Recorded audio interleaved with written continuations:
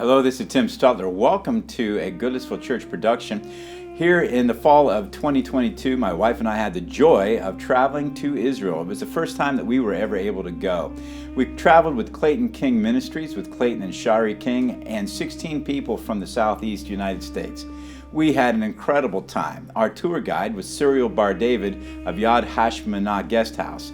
He was extraordinary. And so what I did, I filmed each one of these stops, filmed what he had to say, and we wanted to share those with you. We're calling this series The Lay of the Land. I hope that you enjoy it.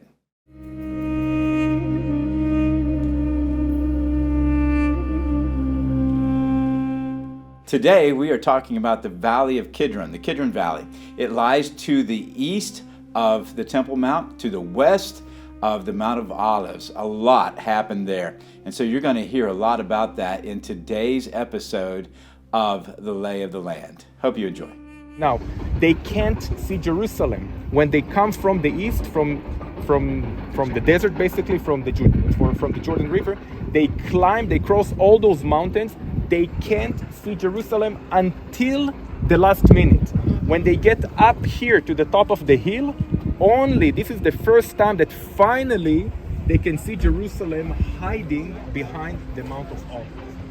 And I'm sure that the fact that they were singing exactly those songs about Jerusalem, it was in order also to motivate them. This is what I believe. They are excited now, but they are tired, they are exhausted. Imagine yourself walking with your entire family, with some little kids, with babies, with maybe a pregnant wife, and you are climbing a desert.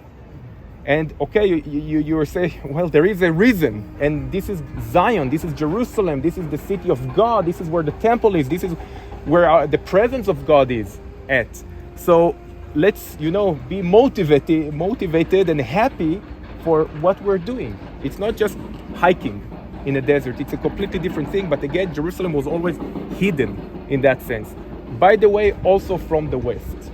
Also, if you would come from the west, you wouldn't see Jerusalem. You can see that it's down below those hills at the other side, where the modern city of Jerusalem behind is higher than the old city of Jerusalem. So coming from the west, it's the same thing. It's easier, by the way, much easier to climb from the west, but still you don't see Jerusalem until you come very, very close to the city, and only then you can see it. So Jerusalem is hidden in many ways. It's on a low hill, okay, surrounded by high mountains that control it and protect it also from the same time. Whenever enemies would come, they would camp around here. And Jesus was using the Mount of Olives many times. Whenever he would come to Jerusalem, almost always, he would cross the Mount of Olives. Okay? From the east, climbing and entering into the city. It's not an easy thing to climb a mountain, up and down and up and down.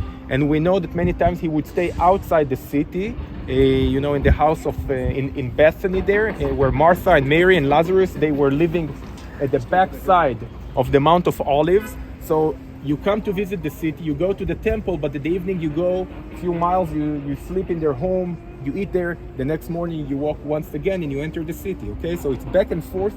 This is what they were used to do. Walking the whole day, they would just walk from one place to the other. And what we will do right now, in a moment, we will also start walking down the hill to see some sites that there are here at the slopes of the Mount of Olives. But of course, if you open the New Testament and you read different events, many things were happening here with the Mount of Olives. Both Jesus and his disciples, okay, crossing in and out, okay? And of course, when Jesus was ascended back to heaven, they were standing up here somewhere. I don't know exactly where was the spot, but they left Jerusalem, probably from Mount Zion. They left the city. They were crossing the Kidron Valley. They were climbing up here to a certain spot, and this is it. Jesus went back to heaven.